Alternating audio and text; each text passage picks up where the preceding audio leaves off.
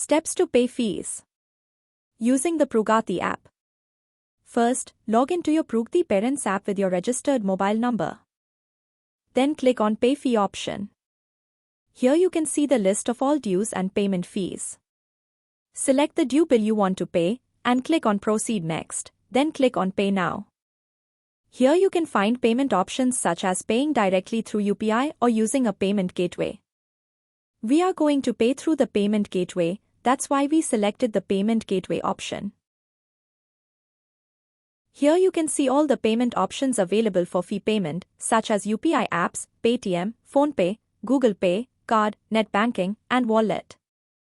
I am going to pay using the Paytm app. If you prefer, you can pay via other options such as card or net banking. After clicking on the Paytm option, we are redirected to the Paytm app and then enter our PIN. After entering the PIN, you will see a successful message. After making the payment, you will be able to view all the payment details. After that, we will redirect to the Progati Parent app. Now you can review the history of all transactions. As you can see, my transaction was completed. Click the back button to go back. I hope you understand how the payment gateway option works.